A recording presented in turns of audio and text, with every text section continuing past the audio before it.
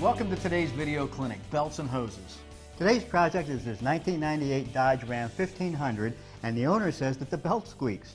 And he's noticed some antifreeze on the ground just up under the front, which we've traced to the lower radiator hose. So we're going to replace the upper and lower radiator hoses, the serpentine belt, which connects all the key vehicle systems, and the belt tensioner pulley. A lot of people don't know just how critical this little guy is when replacing the serpentine belt.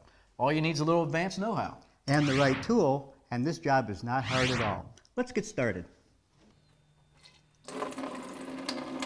Well, the first step is to drain the coolant out of the radiator into a sealed container, and then that way we can take off the upper and lower radiator hoses.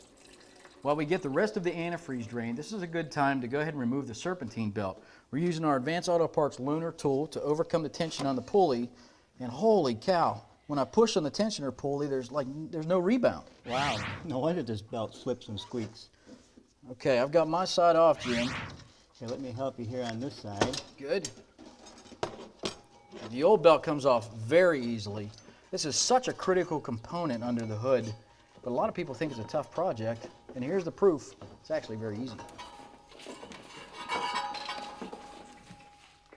The belt's out. Next step is take the tensioner pulley itself off. There's really just one stud and a nut here. Got easy access. They come up and out. Ready for the new one. Well, Brian, as long as we've got the belt off and the tensioner, we can roll this alternator out of the way, and that allows us access to the clamp that holds this radiator hose on. And I've already loosened it, so if you could just help me by prying with this big screwdriver. Actually, we could use almost anything down there. I just need a little upward lift. There we and go. There we go. And then we can take our hose off. Well, the next step is to take this clamp off. Now I can remove this upper radiator hose. There you go, Brian. If you could take that one. Yes, sir. There's the new one. Thank you, sir. I'll put that right back into place where the old one was. And retighten the clamp. Okay, I've got my end fitted down over the gooseneck, Jim, and I've got the clamp snug. Go ahead and tighten that up. Okay. Top clamp is tight. Now moving on to the bottom radiator hose. I've got the clamps loose. Work them right off the bottom of the water pump.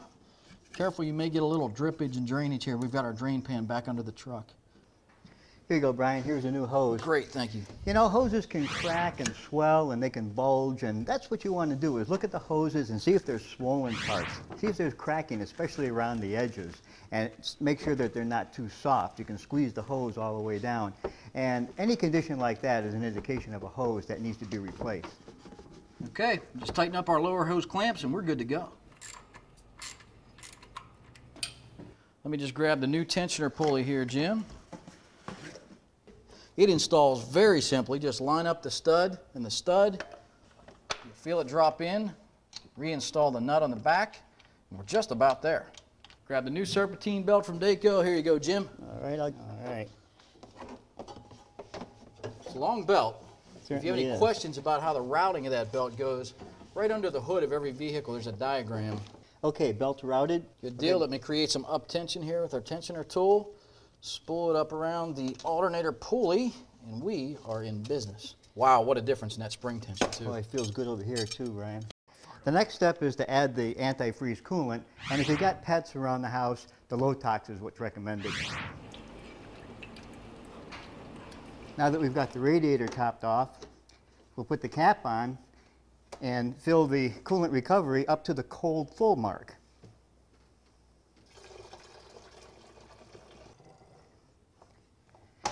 And we're done. So we've got about an hour and a half into the project. I know we've saved a good amount of money by doing this ourselves, and we've definitely increased the reliability of this vehicle with a new serpentine belt and tensioner pulley. That's right, and we stopped the coolant leak. We replaced the upper and lower radiator hoses. We did a good visual inspection of all the heater hoses, and we topped it all off with fresh coolant. So we're ready for a road test. Let's go. See you next time.